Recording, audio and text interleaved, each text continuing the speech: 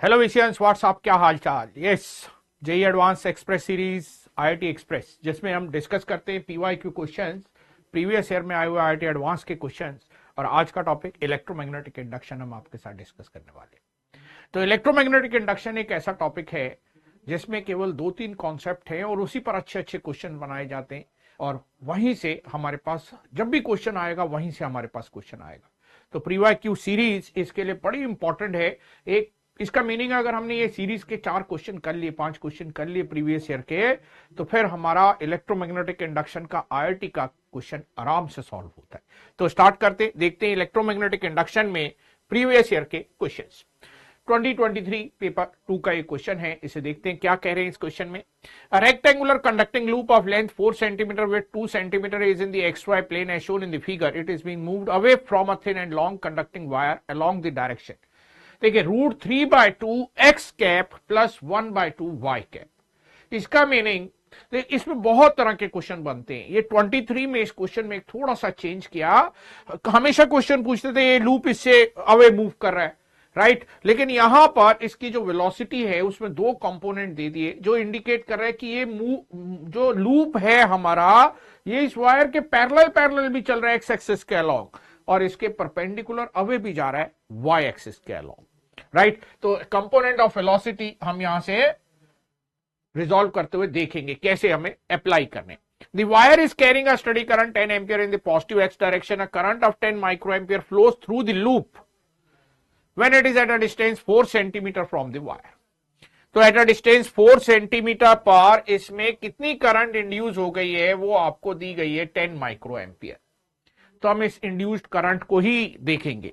देखिए, सबसे पहले आप नोटिस कीजिए, जब इसमें करंट पास करेंगे तो मैग्नेटिक फील्ड बनेगी। उस मैग्नेटिक फील्ड की डायरेक्शन हम किससे निकाल सकते हैं? Right hand palm rule, right. चार्टा याद रखते हैं, चार्टे से हम डायरेक्शन निकालते हैं। तो क्या डायरेक्शन आएगी? करंट इज टूवर्ड्स राइट, तो थंब हमें राइट डायरेक्शन में फिक्स करना है, फिंगर अप साइड जहां पे फील्ड देखनी है, तो पुशिंग डायरेक्शन इज आउटवर्ड, तो मैग्नेटिक फील्ड इज आउटवर्ड। इसका मीनिंग यहां पर जो फील्ड है वो आउटवर्ड फील्ड है। ये तो जेड डायरेक्शन हो गई, अगर ये एक्स है ये वाई है, तो magnetic field here is in Z direction. एक चीज क्लियर हो गई। तो सबसे पहला पॉइंट हमने नोट कर लिया कि B is in Z direction, right. अब आगे बढ़ते, देखिए, जब बी जेड डायरेक्शन में है, बी जेड एक्सिस के अलोंग है, और हमारे पास कोई कंडक्टर अगर एक्स एक्सिस के अलोंग मूव करता है, हम बात करना चाह रहे हैं एक्चुअल में इसकी, इसका नाम रख लें पी, क्यू, आर और एस। हम बात कर रहे हैं पी क्यू की। तो पी क्यू का जो मोशन है एक्स के अलोंग, वो इस मैग्नेटिक फील्ड को इंटरसेक्ट नहीं करेगा। तो पी क्यू में इस मैग्नेटिक फील्ड के कारण कोई ईएमएफ इंड्यूस नहीं होगा अगर पी क्यू एक्स के अलोंग चल रहा है। एक चीज क्लियर हो गई। इसका मतलब आरएस में भी कोई इफेक्ट नहीं होगा, कोई ईएमएफ जनरेट नहीं होगा इस मैग्नेटिक फील्ड के कारण अगर मोशन एक्स के अलोंग है तो। लेकिन एट द सेम टाइम अगर हम क्यू आर की बात करते, तो अगर मोशन एक्स के अलोंग है तो क्यू आर इस मैग्नेटिक फील्ड लाइन को इंटरसेक्ट करेगा, राइट। ये इस तरह से, और मैग्नेटिक फील्ड लाइन बाहर को चलेगा तो मैग्नेटिक फील्ड लाइन को इंटरसेक्ट करेगा।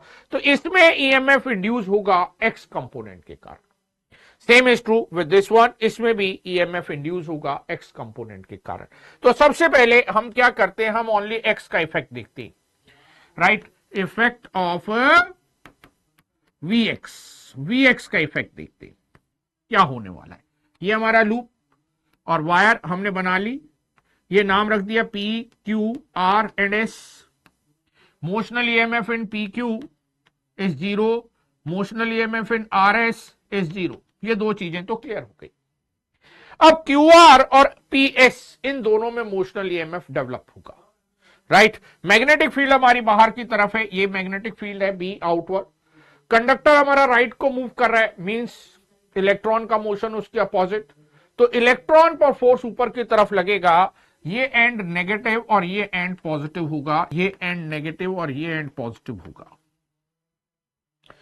जितना ईएमएफ इसमें डेवलप होगा उतना ही इसमें भी डेवलप होगा। तो EMF developed in Q R is equal and opposite to EMF developed in PS. तो E net equal to 0।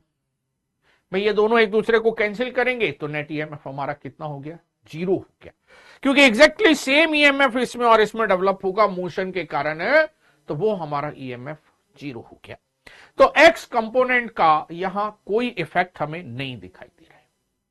X component है कितना, अगर वेलोसिटी को हम ये माने कि दिस इज द वेलोसिटी, तो ये एक्स कंपोनेंट हो गया और ये वाई कंपोनेंट हो गया। डायरेक्शन हमें दे रखी है √3/2 एक्स कैप और हाफ वाई कैप।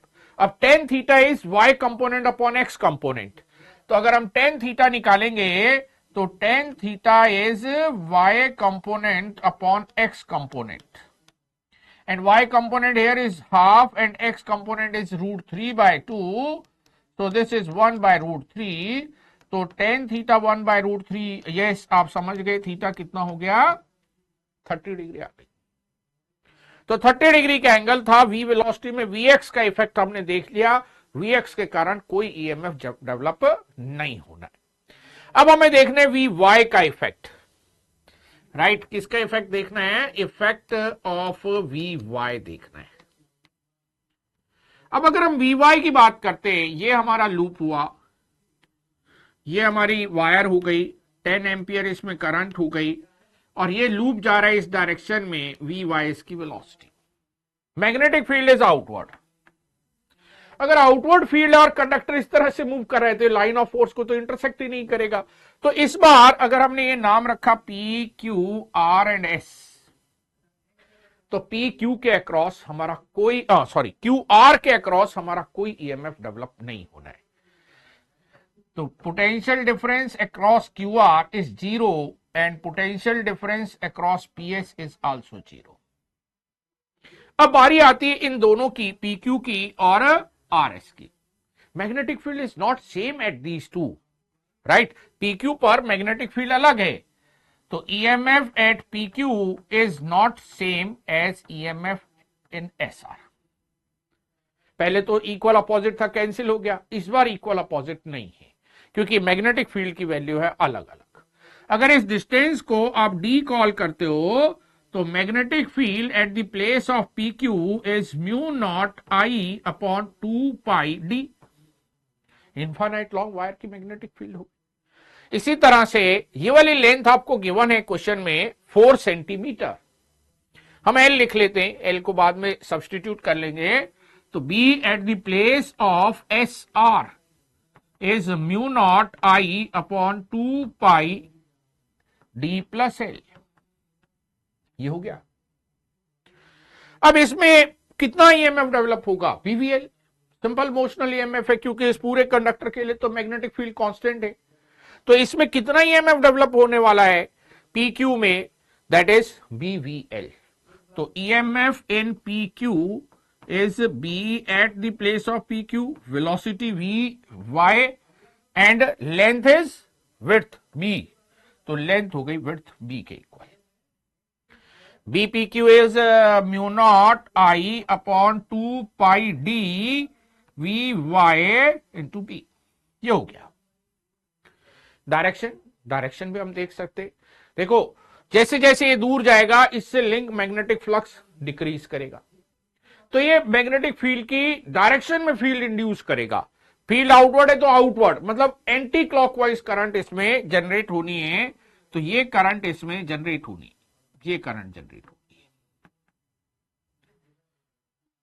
निकालें आरएस में कितना ईएमएफ है, ई आर एस कितना हो जाएगा, B R S V Y into B μ0I upon 2πd plus L. भाई इसके प्लेस में magnetic field V Y into B.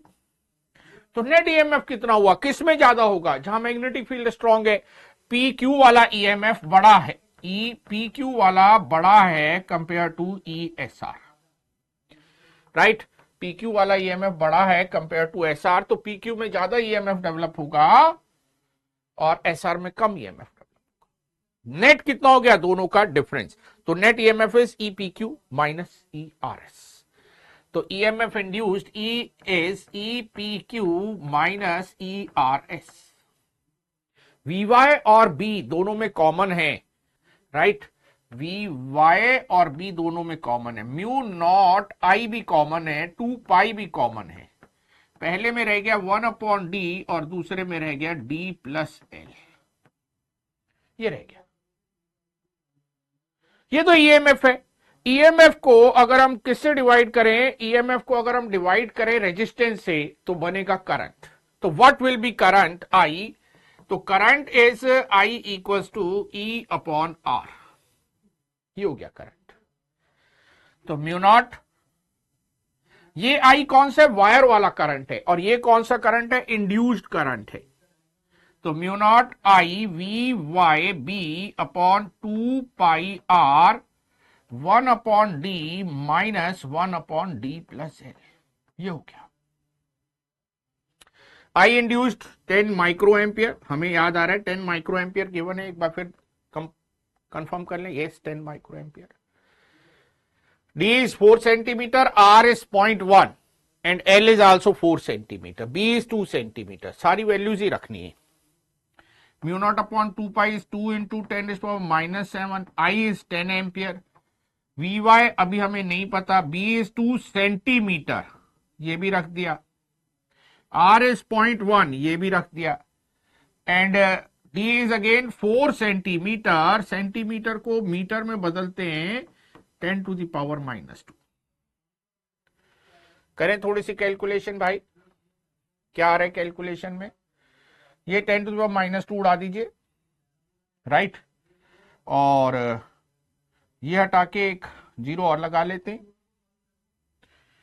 ये -6 -7 -1 और एक ये 0 1, ये रह गया, 10 रह गया, ये 10 भी उड़ा देते हैं, तो ये 10 भी गया, 1 रह गया ओनली, राइट। इधर कितना रह गया, 2 into 2 4 V Y, 2 into 2 4 V Y, और यहां एलसीएम लेते हैं तो कितना आ गया, यहां एलसीएम लेते हैं तो 1 upon 4 minus 1 upon 8 is 1 upon 8, तो वी वाई इज 2 मीटर पर सेकेंड। हमने सारी यूनिट मीटर में कर ली थी, इसलिए मीटर पर सेकेंड में हमारी बात बन गई, लेकिन हमें वी वाई नहीं पूछा है ना, हमें तो वी पूछा है, हमें तो वी पूछा है। वी वाई कितना होगा, अरे वी साइन थीटा, थीटा कितना था 30 डिग्री, तो वी वाई को वी साइन 30 रख देते, वी वाई को वी साइन 30 डिग्री रख देते, इक्वल्स टू 2 और v equals to 2 into 2 4 metre पर सेकेंड। सर ये तो आसान था, यस, ये जेईई एडवांस 2023 का क्वेश्चन है, और देखिए कितना इजी है अगर हम स्टेप इसके समझ जाते हैं, राइट। जब भी हम क्वेश्चन बोर्ड पे करते हैं उसके स्टेप्स को इस तरह से दिखाते हैं कि वो बड़ा आसानी होता है, कोई भी क्वेश्चन डिफिकल्ट होता ही नहीं है अगर हम उसको सही ढंग से अप्रोच कर पाए। तो हमें सीखना है कि क्वेश्चन को हमें अप्रोच कैसे करना है।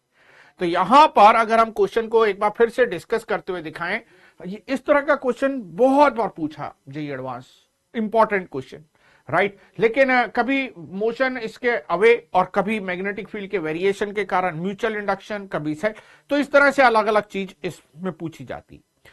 23 में इसमें चेंज किया और वेलोसिटी को एक एंगल पे मूव करा दिया, और वो एंगल की डायरेक्शन आपको डायरेक्ट नहीं दिया कि इतने डिग्री पे मूव कराओ, वो भी वेक्टर। तो वेक्टर का आपको नॉलेज होना जरूरी है, तभी आप ये पार्ट कर पाएंगे, नहीं तो यहीं पे अटक जाएंगे, फिर आगे ही नहीं बढ़ पाएंगे, राइट। तो हमने दोनों वेलोसिटी अलग अलग करी। फिर superposition is very important thing, हम दोनों वेलोसिटी का एक साथ इफेक्ट देखेंगे ना तो उलझेंगे। तो हमने क्या किया, पहले एक और फिर दूसरे अलग अलग दोनों वेलोसिटी का इफेक्ट एनालाइज किया। पहले खाली एक्स कंपोनेंट को देखा, फिर वाई कंपोनेंट को देखा, और आराम से हमारा सॉल्यूशन बन गया, राइट। तो देखते हैं एक और क्वेश्चन को देखते हैं, देखें ये भी 23 का है, पेपर 1 का क्वेश्चन है। देखें इसमें क्या दिया हुआ है, a thin conducting rod Mn of mass 20 gram, length 25 centimetre and resistance 10 ohm is held on frictionless long perfectly conducting vertical rails as shown in the figure। अच्छा ये वर्टिकल डायग्राम है, इस चीज को ध्यान रखें। तो इसका जो वेट है वो डाउनवर्ड एक्ट करेगा mg, ये डाउनवर्ड एक्ट करेगा। और अगर ये किसी इंस्टेंट पे v वेलोसिटी गेन कर लेता है तो इसमें क्या होगा, बीवीएल ईएमएफ डेवलप होगा। बीवीएल ईएमएफ डेवलप हुआ तो इसमें करंट फ्लो करेगी आई, और अगर आई करंट फ्लो करेगी तो मैग्नेटिक फोर्स लगेगा बीआईएल। राइट, तो ये एक कॉमन सा पाथ जिसको आपको ध्यान रखते हुए वर्कआउट करना स्टार्ट करना है। ये आपका रेल्स है और ये आपका कंडक्टर है। इस पर लगने वाले फोर्स की अगर हम बात करें तो एक mg है और एक बीआईएल है। एक mg है और दूसरा बीआईएल है। अब नेट फोर्स जो हो गया mg माइनस बीआईएल वो मास इनटू एक्सेलरेशन के बराबर होना चाहिए। तो न्यूटन्स लॉज ऑफ मोशन हम यहां पर अप्लाई करते हैं, mg minus B I L equals to mdv by dt। Right, अब देखिए सबसे पहले आपको क्या चाहिए, सबसे पहले सर हमें चाहिए आई, बिना आई के तो आगे ही नहीं बढ़ पाएंगे। राइट, आई मालूम होगा तभी आगे बढ़ पाएंगे। अब आई कैसे निकलेगा, सर आई होता है ईएमएफ अपॉन रेजिस्टेंस, और सर ईएमएफ होता है बीवीएल, तो ये तो आपको मालूम है। राइट, सिंपल कॉन्सेप्ट है। तो आई की वैल्यू बीवीएल अपॉन आर हम रख देते हैं, mg माइनस बी, आई की वैल्यू हो गई B V L upon R to L equal to M D V by D T. ये हो गया। राइट, अब इसमें आगे बढ़े, v को एक साइड कलेक्ट करना पड़ेगा, M G minus B square L square V upon R equal to M D V by D T. ये हो गया। डी टी इधर ले गए, M R D V upon M G R minus B square L square V upon R, तो LCM लेके ऊपर भेज दिया। ये हो गया। राइट, अगर इसको हम एम आर से डिवाइड करें तो ये बनेगा D V upon G minus B square L square upon M R. ये वैल्यूज निकालनी चाहिए हमें। राइट, तभी बात बनेगी, अदरवाइज बात नहीं बनेगी। राइट, क्योंकि सिंपल सी इक्वेशन है, इसको हम इंटीग्रेट करके v का t के साथ रिलेशन निकाल सकते हैं। Right, a minus B x वाली फॉर्म है तो लॉग के टर्म्स में डायरेक्ट इंटीग्रेट होने वाला है। देखिए क्या क्या वैल्यूज गिवन है। Thin conducting rod of mass 20 gram, length is 25 centimetre and resistance is 10। Mass given है 20 ग्राम, लेंथ गिवन है 25 सेंटीमीटर, मास गिवन है 20 ग्राम, लेंथ गिवन है 25 सेंटीमीटर और रेजिस्टेंस गिवन है, यस हम तो भूल गए, आपको याद है, देख लेते हैं एक बार दोबारा, 10 ohm. Magnetic field is also given 4 tesla. Right, magnetic field is also given 4 tesla, ये भी रखते हैं। R is 10 ohm and magnetic field is 4 Tesla. तो निकाले बी स्क्वायर एल स्क्वायर और एम जी आर, जी भी कॉमन लेके इधर भेज देते हैं और एम जी आर पूरा निकाल लेते हैं। B square L square upon M G R की वैल्यू देखते हैं।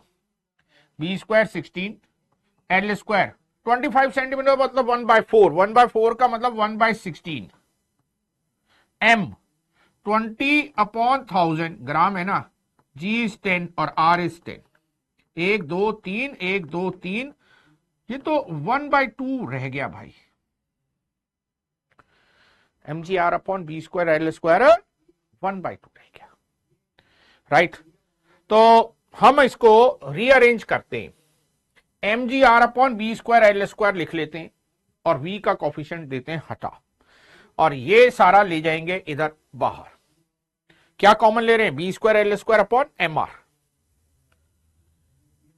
डी टी डीवी क्या कॉमन ले रहे हैं, B square L square upon M R, B square L square upon M R, यहां रह गया कितना था भाई, जी था ना, ये पूरा कॉमन लेंगे तो एम आर जी हो जाएगा, M R G upon B square L square, M R G upon B square L square minus B, ये रह गया B square L square upon M R, ये इधर ले जाते हैं, B square L square upon M R D T equals to D V upon M R G upon B square L square minus B, ये हो गया।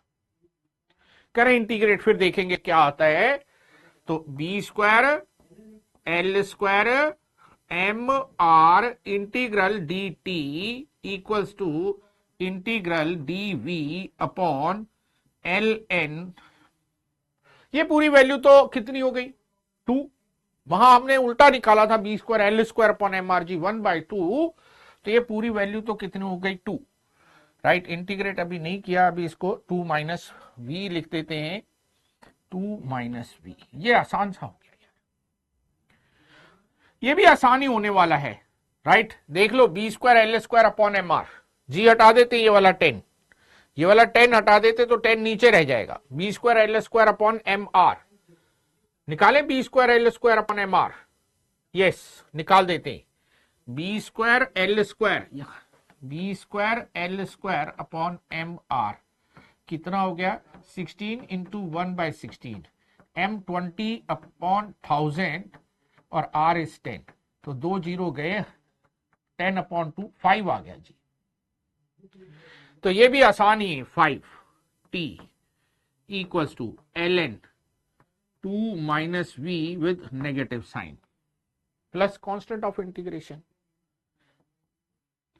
Eight T equals to 0। शुरू में तो मोशन नहीं था ना, शुरू में तो रेस्ट में था, तो at T equals to 0 V कितना होना चाहिए 0 होना चाहिए, तो सी की वैल्यू कितनी आ गई एल एन 2 आ गई, यहां रख देते हैं, तो minus 5t equals to L N 2 minus V upon 2, तो e to the minus 5t 2 times equals to 2 minus V, तो v equals to 2 1 minus e to the power minus 5t, ये आ गया जी, v की एक्सप्रेशन ही निकल गया, v का exponential form में वेलोसिटी बढ़ रही है।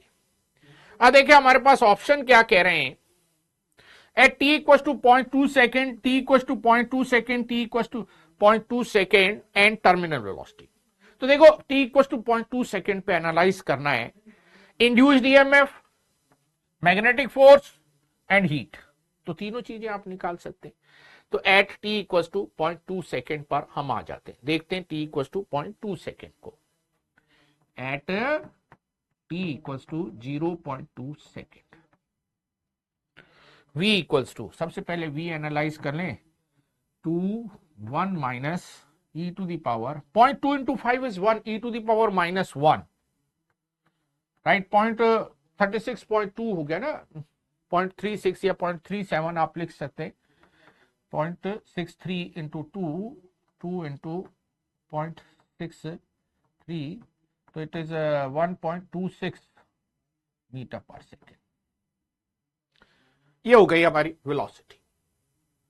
निकालना क्या था ईएमएफ, तो ए पार्ट में ईएमएफ अगर हम देखेंगे तो बी वी एल, बी कितना था 4, वी कितना आया 1.26, एल कितना था, यस कितना था 25 सेंटीमीटर, 20 ग्राम था, 25 सेंटीमीटर था, 1/4, तो 1.26 वोल्ट।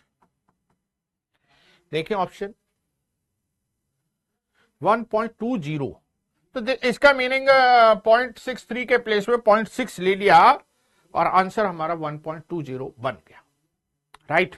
P3, तो ये दोनों रिजेक्ट कर देते, ये दोनों हो गए, P5 और P4 तो हो ही नहीं सकता ना, 2 और 1.12, तो 0.6 ही ले लिया, 0.63 की जगह राउंड ऑफ कर दिया उसको, राइट, 0.63 को 0.6 लिख दिया।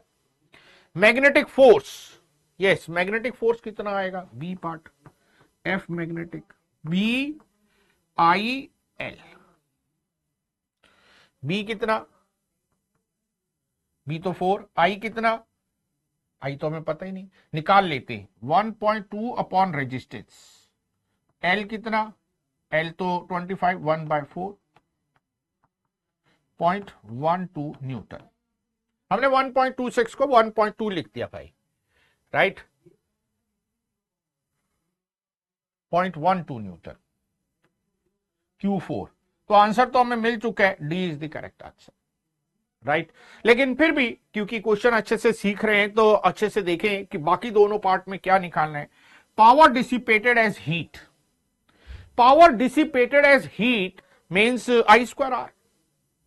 तो आई स्क्वायर आर की वैल्यू हम निकाल देते हैं, right, see power I square R. I कितना है, E upon R 0.12 square, R is 10, 12 square is 144, right. तो कितना हो गया, 0.144 जूल, यही हो गया ना, 0.12 स्क्वायर 0.14। देखिए आर का भी 2 आ गया। अब ओनली रह गया एस, टर्मिनल वेलोसिटी।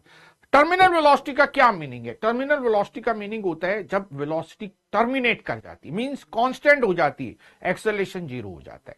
तो एक्सेलरेशन 0 करने के लिए तो फोर्स 0 होना चाहिए।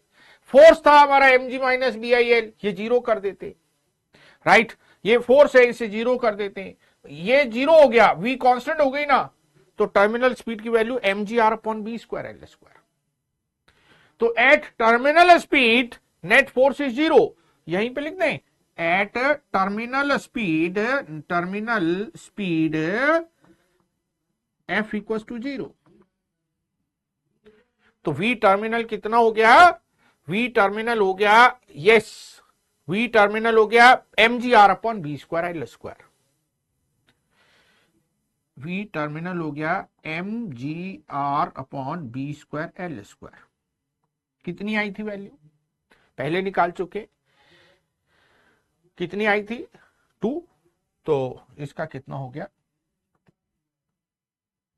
तो इस तरह से आराम से इसको सॉल्व कर सकते। देखिए 23 में पेपर 1 में भी एक क्वेश्चन था और पेपर 2 में भी एक क्वेश्चन था, और दोनों क्वेश्चन इजीली हम सॉल्व कर सकते थे अगर हमें मोशनल ईएमएफ का कॉन्सेप्ट क्लियर हो। आगे बढ़े, देखें नेक्स्ट 2022 पेपर 1, मतलब 22 में भी आया था, right. Consider an LC circuit with an inductance and capacitance kept on a plane. The area of circuit is 1 meter square. It is placed in a constant magnetic field of strength B naught, which is perpendicular to the plane of the circuit. At time t equals to 0, magnetic field strength start increasing linearly. देखिए इसमें magnetic field increase हो रही है। ये induction का ना बड़ा important concept है। हालांकि हम इसको फैराडे लॉ से डायरेक्ट कर देते हैं, लेकिन जब भी टाइम वेरिंग मैग्नेटिक फील्ड होती है ये इलेक्ट्रिक फील्ड डेवलप करती है और उस इलेक्ट्रिक फील्ड के कारण ईएमएफ बनता है। तो दोनों कॉन्सेप्ट बिल्कुल अलग अलग होते हैं, टाइम वेरिंग मैग्नेटिक फील्ड और मोशन। मोशन में लॉरेंज फोर्स के कारण मोशन हुआ और इसमें इंड्यूस्ड इलेक्ट्रिक फील्ड के कारण मोशन हुआ। उसमें इलेक्ट्रॉन के मोशन से इंड्यूस्ड इलेक्ट्रिक फील्ड बनी और इसमें इंड्यूस्ड इलेक्ट्रिक फील्ड से इलेक्ट्रॉन का मोशन हुआ। दोनों बिल्कुल अपोजिट में चलते हैं, लेकिन हमारा गुड लक, फैराडे के लॉ दोनों जगह एक साथ लग जाते हैं तो मैथमेटिकली काम आसान हो जाता है। अब एरिया अगर ए हो, मैग्नेटिक फील्ड एरिया ए है, मैग्नेटिक फील्ड दी है, तो फ्लक्स तो हम लिख ही सकते हैं, flux equals to B A. इसका meaning B naught A plus A beta T, और EMF E D phi upon D T, ये भी बड़ा आसान है, निकाल सकते हैं, डिफरेंशियल तो आते ही सबको। बी नॉट ए का डिफरेंशियल 0 और बीटा ए टी का कितना रह गया, यस ए रह गया, बीटा रह गया, टी का डिफरेंशियल 1 हो गया। ए की वैल्यू दी है, बीटा की वैल्यू भी दी है, A is 1, beta is 0.04, right, beta is 0.04, A is 1, तो हमें ईएमएफ मिल गया 0.04 वोल्ट। ये तो आसानी से काम बन गया।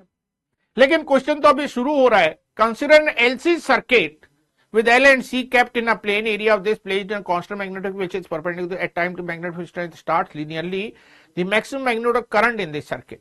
ये जो सर्किट है ये मैग्नेटिक फील्ड में रखा था, इतना ईएमएफ जनरेट हो गया और इस सर्किट में एक L और एक C लगा हुआ है, राइट। ये जो ईएमएफ डेवलप हुआ इसको आप बैटरी से दिखा लो, रेजिस्टेंस अगर कुछ दिया है तो वो लिख लेंगे और नहीं दिया है तो ये हमारा सर्किट हो गया, राइट। वैसे तो हमें मालूम है कि जहां एल और सी आ जाते हैं वहां ऑसिलेशन स्टार्ट हो जाती, लेकिन यहां मैक्सिमम मैग्नीट्यूड ऑफ करंट हमसे पूछिए तो थोड़ा सा सर्किट को एनालाइज कर लेते हैं। जब इसमें ये करंट पास होगी तो यहां L D I by D T का अपोज होगा और यहां क्यू बाई सी का अपोज होगा। तो एट एनी इंस्टेंट अगर कैपेसिटर पे चार्ज क्यू है, कैपेसिटर पे कितना चार्ज है क्यू, तो E minus L D I by D T Q upon C के बराबर होना चाहिए। आई को D Q by D T लिख सकते हैं, हमें मालूम है, आपको भी मालूम है, तो आप इसको E C minus Q upon C equals to L D by D T और D Q by D T भी लिख सकते हैं। लिख दिया, आई को D Q by D T लिख दिया। ये बन गया D two Q upon D T square, D two Q upon D T square, right. ये एल इधर नीचे चला गया, minus Q upon L C और इसके साथ yes plus C E upon C L, ये रह गया D two Q upon D T square. और हमें मालूम है एसएचएम की इक्वेशन हमें याद आ रही है, D two Q upon D T square, yes कितना होता था, अगर ओमेगा स्क्वायर क्यू हो जाए तो ये किसकी इक्वेशन हो जाती है, एसएचएम की। तो इसी फॉर्म में लाने की कोशिश करते हैं इसे, ये सी सी उड़ा लेते, D two upon D T square, Q minus C E था तो इस तो क्यू माइनस सी सीधा सीधा आना चाहिए था, राइट। ये एल नीचे आया, देखें ये क्यू था, ये इधर ले गए तो minus E upon C E, E minus Q upon C equals to L D. भाई ये E minus Q upon C equals to L D I by D T तो है, राइट। और ये C E minus Q equals to L C D I by D T तो है, यही तो है। और L C D two Q upon D T square equals to C E minus Q तो है, यही तो है। एल सी इधर नीचे चला गया और ये हमने बना लिया, तो ये माइनस का ई अपॉन एल इसी को दे देते हैं ये ना, राइट। किसको दे देते हैं, ये क्यू को दे देते हैं। इसका डिफरेंशियल तो जीरो ही है और इक्वल्स टू ये रह गया minus Q upon L C. ये तो एसएचएम हो गई, राइट। इसको क्यू डैश मान लीजिए, D two Q dash upon D T square equals to minus this side is Q upon L C. तो हमें रीअरेंज करने में थोड़ा सा ध्यान देना चाहिए, दोनों साइड एक सी टर्म बनाएंगे तभी रीअरेंज हो सकता है। इसका डिफरेंशियल है जीरो, राइट, और इसका भी है जीरो, और यहां प्लस में ई अपॉन एल लिखा रहने देते हैं, लेकिन क्यू के प्लस में थोड़ा सा एक बार दोबारा से आप देखिए, यहां से इसको हमने कैसे रीअरेंज किया जरा ध्यान से देखते हैं, राइट। एक्चुअल में रीअरेंजमेंट के लिए हमें इसे चेंज नहीं करना चाहिए था, यहीं से रीअरेंज करना चाहिए। ये सीई माइनस क्यू है तो इसे भी सीई माइनस क्यू लिख लेना चाहिए, right. Minus common Q minus C E और इधर भी एल सी ऐसे ही, और D two upon D T square Q minus C E लिख लेना चाहिए। सीई का डिफरेंशियल तो जीरो है ना, कहीं भी लिख सकते हैं।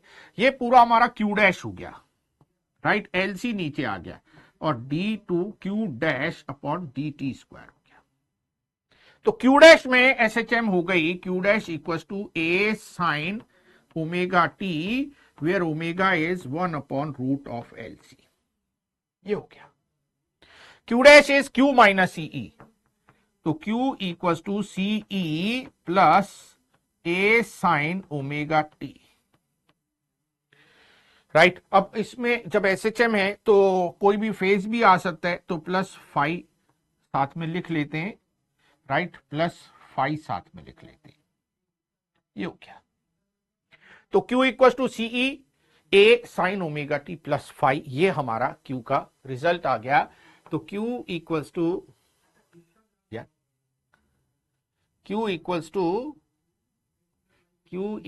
CE plus A sine omega T plus five, ये आ गया। अब हमें बाउंड्री कंडीशन ढूंढनी पड़ेगी। यस, क्या है बाउंड्री कंडीशन? शुरू में एल और सी में कोई चार्ज नहीं है और ना ही कोई करंट है, तो आई भी जीरो है और क्यू भी जीरो है at T equal to zero. T equal to zero, I is zero, Q is zero. Q zero, TE A sine five, ये हो गया। I is dq by dt, a omega sine का हो गया cos omega T plus five equal to zero, तो omega T plus five equal to 90। अरे T तो zero ही है, right, T is zero, only cos five is hair and this is equal to zero, cos five equal to zero. तो cos five equal to zero, तो five कितना हो जाएगा? Yes, five is 90 degree plus minus, तो five is plus minus pi by two, और a sine five, sine pi by two is 1, तो a equal to CE plus minus C. तो Q equals to CE plus minus CE sine omega T plus minus pi by to. Sine 90 हो या sine, right, sine 90 plus theta, sine 90 minus theta, cos theta बनने वाला है। C E common 1 plus minus cos omega T. अब maximum charge तो C E है, इससे ज्यादा तो हो ही नहीं सकता है, तो प्लस साइन नहीं आ सकता है। तो जो हमारा फाइनल रिजल्ट हो गया वो हो गया Q equals to C E 1 minus cos.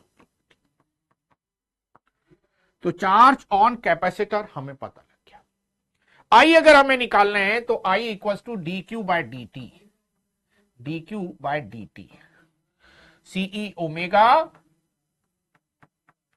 Cos का हो गया sine omega T, cos omega T का minus sine omega T into omega. तो आई मैक्स कितनी हो गई? आई मैक्स की वैल्यू हो गई ओमेगा सी इंटू ई। भाई इसे बहुत बार डायरेक्ट भी याद रख लेते हैं, लेकिन यहां सीखना था तो हमने पूरा एनालाइज कर दिया आपको एलसी सर्किट। तो आई मैक्स हमारा ओमेगा सी ई के बराबर आ गया। ई आपने पहले ही कैलकुलेट कर लिया था, कितना, 0.04। सी की वैल्यू गिवन है 10 टू द माइनस 3। ओमेगा हमें देखना है, omega is, yes, omega is 1 upon root L C. तो रखे values, omega is 1 upon root L C C E, तो root C upon L E, root C की value 10 to the power minus 3, हमें तो यही याद है। ये देखिए एल की value 0.1, 10 to the power minus 3, L की वैल्यू 0.1 और ई की वैल्यू 0.0, -2 रह गया, -1 रह गया, 0.004 आ गया है। क्या देना था? इन मिली एम्पियर, तो मिली एम्पियर में बदलेंगे तो 4 मिली एम्पियर। तो एक एलसी ऑसिलेशन के पार्ट को एनालाइज करने के लिए दिया गया था इसमें। अदरवाइज अगर हम इसको इलेक्ट्रोमैग्नेटिक इंडक्शन के पॉइंट ऑफ व्यू से देखें तो बड़ा ही आसान सा कॉन्सेप्ट पूछा था 2022 में, राइट, और इजीली हम इसको फाइंड कर सकते थे, राइट। और देखते हैं नेक्स्ट क्वेश्चन, देखते हैं। Yes, 2020 paper 2। तो देखिए हर साल ये ऑलमोस्ट क्वेश्चन हमारे पास रहता है इसका, इलेक्ट्रोमैग्नेटिक इंडक्शन का। क्या कह रहे हैं? The inductor of two LR circuits are placed next to each other as shown in the figure. The values of the self-inductance of the inductor, resistance, mutual induction are applied. Voltage are specified in the given circuit. After both the switches are closed simultaneously, the total work done. या total work done मतलब energy store against induced EMF पूछा है। तो सारे बच्चों को याद रहता है सेल्फ इंडक्शन वाली एनर्जी कितनी, हाफ एल आई स्क्वायर, लेकिन म्यूचुअल इंडक्शन वाली भूल जाते। तो म्यूचुअल इंडक्शन वाली एनर्जी कैसे देखेंगे? इसकी सेल्फ इंडक्शन की एनर्जी हो गई half L1 I1 square. Mutual induction दोनों के कारण होता है ना, I1 I2 आता है तो L M में बदल जाएगा और I1 I2 आ जाएगा, तो plus half M12 I1 I2 कर लीजिए, हो गई इसकी एनर्जी तो पूरी। तो ये एक बड़ा आसान क्वेश्चन पूछा हुआ है 2020 में, राइट। इसी तरह से सेकेंड वाले सर्किट की एनर्जी देख लेते हैं, half L2 I2 square plus M21 I1 I2। M12 equal to M21 equal to M, यहां पर दिया है 5 मिली हेनरी, ये दिया हुआ है ना M5 मिली हेनरी, तो M21 M12 बराबर है, इसका मतलब ये भी M और ये भी M, यहां भी हाफ रहेगा भाई, हाफ और हाफ मिलके कितना हो जाएगा 1। तो टोटल एनर्जी कितनी हो जाएगी? टोटल एनर्जी हो जाएगी half L1 I1 square plus half L2 I2 square. अब म्यूचुअल वाली आधी इसके पास आधी उसके पास, तो वो हो गई 1, तो प्लस M I1 I2। तो मजे हो गए, इससे आसान तो नहीं मिल सकता, लग ही नहीं रहा IIT एडवांस का है, राइट। केवल वैल्यूज ही वैल्यूज रखनी है। L1 कितना है? 10 मिली हेनरी। I1 कितना है? सर I1 तो दिया ही नहीं, I1 निकालते हैं। I1 is the maximum current in this one, कितना होगा? E अपॉन R के इक्वल। तो अगर I1 आप निकालेंगे तो घबराए बिना आप निकाल सकते हैं 5 अपॉन 5 1 एम्पियर। I2 अगर आप निकालेंगे तो घबराते घबराते निकाल सकते हैं 20 अपॉन 10 2 एम्पियर। यार घबराने की जरूरत ही कहां है, इससे आसान तो बात नहीं बनती। LR सर्किट में maximum current E upon R के बराबर होती है। L2 भी पता है, L1 भी पता है, M भी पता है, तो लिखते हैं I1 is 1 I2 is 2, याद रखना भाई, ठीक है। हाफ L1 is पता नहीं, I1 is 1, half L2 is पता नहीं, I2 is 2, M is given 5, I1 is 1 and I2 is 2। L1 नहीं याद, 10 and 20 याद, हमें तो यही याद आ रहा है 10 and 20, वेरीफाई करके लिखेंगे, राइट। अरे कहां गया, कहां गया? L1 is 10 and L2 is 20। Millihenry है, ये भी मिली हेनरी है, सारे मिली में है, राइट। 10 और ये 20 मिली है सारा, तो 10 to the power -3 सारे में। 10/2 5, 4 20 100, 4 into 20 80/2, 80/2 is 40 plus 5 to 10 into 10 to the power -। कितना हो गया भाई? देखिए मिली जूल में तो नहीं देना, मिली जूल में ही देना है, तो -3 भी उड़ा देते, 55 मिली जूल, यह जूल है। तो देखिए एक आसान क्वेश्चन आया था ये 2020 में। आगे बढ़ते और देखते हैं नेक्स्ट, ये भी 2020 का क्वेश्चन है, पेपर 1 का। देखें इसमें क्या करना था। A circular coil of radius R and N turns has negligible resistance. As shown in the schematic figure, its two ends are connected to the two wires and it is hanging by those wires with its plane being vertical. The wires are connected to a capacitor with charge Q through a switch. The coil is in horizontal uniform magnetic field B0, parallel to the plane of the coil. When the switch is closed, the capacitor gets discharged. देखिए अगर हम एक student की तरह इस question को देखें, right, क्योंकि मेन पार्ट होता है कि हम अप्रोच कैसे करेंगे। तो अगर हम एक स्टूडेंट की तरह इसको देखें तो हमें ये बोल रहे हैं कि कैपेसिटर इनिशियली चार्ज है और जैसे ही हम की क्लोज कर रहे हैं कैपेसिटर डिस्चार्ज हो रहा है, तो कैपेसिटर का चार्ज यहां से सारा फ्लो करके जा रहा है, राइट। अब हमें मालूम है इंड्यूस्ड ईएमएफ जो होता है, इंड्यूस्ड ईएमएफ वो फ्लक्स अपॉन चार्ज होता है, तो इससे हम कितना फ्लक्स चेंज हुआ वो डायरेक्टली फाइंड कर सकते हैं। लेकिन हमसे जो पूछ रहे हैं वो पूछ रहे हैं एंगुलर मोमेंटम। क्या फ्लक्स से डायरेक्ट कोई एंगुलर मोमेंटम रिलेट हो सकता है? एंगुलर मोमेंटम मैकेनिकल क्वांटिटी है, टॉर्क से रिलेट हो सकती है, टॉर्क डाइपोल मोमेंट से रिलेट हो सकता है। तो यहां पर क्वेश्चन को आउट ऑफ द वे जाके हम अटेम्प्ट करते हैं, राइट, क्योंकि हमें एंगुलर मोमेंटम देखना है। और एंगुलर मोमेंटम अगर हम बात करें इनिशियल एंगुलर मोमेंटम तो 0 है और फाइनल एंगुलर मोमेंटम आपको निकालना है। Change in angular momentum is tau delta T. Out of the way जाके इसको हम अप्लाई कर रहे, और टॉर्क निकालने के लिए हमारे पास फॉर्मूला है m क्रॉस p। तो जो क्वेश्चन में कहीं दिखाई नहीं दे रहे ना, वहां से इसे शुरू कर रहे। Magnetic dipole moment is IA और B is B naught, sin 90 is 1, right, क्योंकि B naught is parallel to the plane of the coil. इसका जो एक्सिस है वो 90 डिग्री एंगल बना रहा है। sin 90 आप यहां लिख सकते हैं, sin 90 इज 1। IA एरिया तो दिया है शायद, रेडियस R, N टर्न्स भी गिवन है भाई, तो NIA is pi R square B not. देखिए टॉ मिल गया आपको, अब इससे आसान नहीं हो सकता था। टॉ की वैल्यू यहां रखेंगे, angular momentum L final minus L initial, L final minus L initial equal to tau delta T. Tau की value NI pi R square B not, NI pi R square B not delta T. L final initial तो 0 ही है, L finally तो निकालना है, तो ये तो निकल गया। L final N pi R square B not I delta T. अब देखो ध्यान से, इसमें कितना करंट फ्लो कर रही है तो दिया ही नहीं है।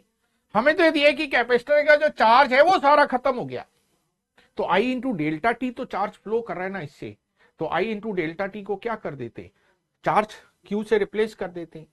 तो I इंटू डेल्टा Q को हमने Q से रिप्लेस कर दिया और ये हमें फाइनल एंगुलर मोमेंटम मिल गया। यही हमारा आंसर होना चाहिए। देखे, pi N Q B not R square, यही हमारा फाइनल आंसर,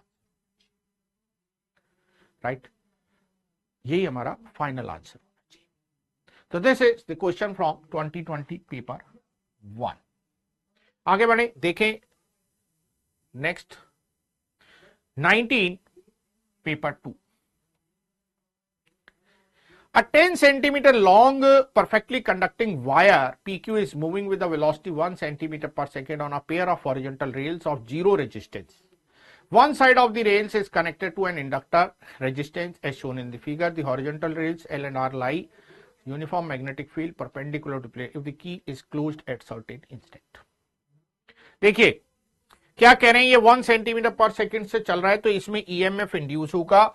ईएमएफ इंड्यूस की वैल्यू आप निकाल सकते हैं BVL को अप्लाई करके। मैग्नेटिक फील्ड इज परपेंडिकुलर तो कोई टेंशन वाला इशू नहीं है। Magnetic field is given as 1, right, velocity is given 1 centimetre per second and length is given here as 1, L is 1 millihenry, 10 centimetre long,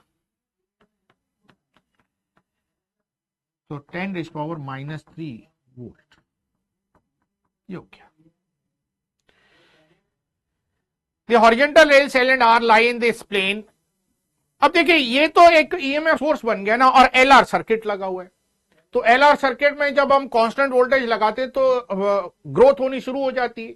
the equation of current is I equals to E upon R, yes E upon R, 1 minus E to the power minus T upon tau. Tau कितना होगा, tau is R upon L।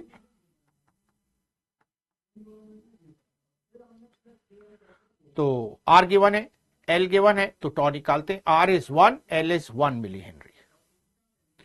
Toe is L upon R और R upon L। Yes, tau is L upon R, right, L upon R। तो 1 millihenry upon this one, तो 1 millisecond. Tau is 1 millisecond. At 1 millisecond, the current is given x into 10 to minus 3 ampere. E की value हमारे पास है 10 to minus 3, R की value हमारे पास है, resistance in the inductor is 1 ohm. रखते हैं वैल्यूज, देखते हैं। I equals to 10 to the power minus 3, R is 1 minus e to the power minus t upon tau, 1 milli second. T की value भी 1 मिली सेकेंड है और करंट की value x into 10 to minus 3 ampere है। Current की value 10 to minus 3 ampere है, 10 to minus 3 है, 1 minus 1 मिली second है, 1 मिली सेकेंड, और ये भी millisecond. x into 10 to minus 3, तो 10 to the power minus 3 cancel out, 1 minus e to the power minus 1, e to the power minus 1 is 0.36, तो 1 minus 0.36, तो this is 0.64, और 37 भी लिख सकते हैं, 0.64। क्या पूछा था भाई? Value of x is e to the power minus 1 is 0.37, this is 0.37, not 0.36,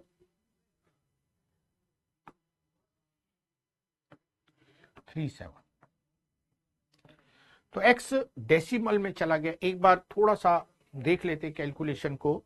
EMF is BVL, B is 1 Tesla, V is 1 by 100, because velocity is given here as 1 centimeter per second। ये रही velocity, ये रही length, तो length भी 10 centimetre है, तो 10 to minus 3 volt का EMF इसमें आ गया, इसमें कोई दिक्कत नहीं है। रेजिस्टेंस इज गिवन 1 ओम, तो I equal to E upon R, 1 minus e to the minus t upon tau, और टॉ की वैल्यू हमारी है 1 मिली सेकेंड, और टाइम भी हमें दिया हुआ है 1 मिली सेकेंड। तो 1 मिली सेकेंड 1 मिली सेकेंड दोनों पर वैल्यू रख देते, तो x into 10 to minus 3, 1 minus e to the power minus 1, तो यस इट इज 0.63, राइट।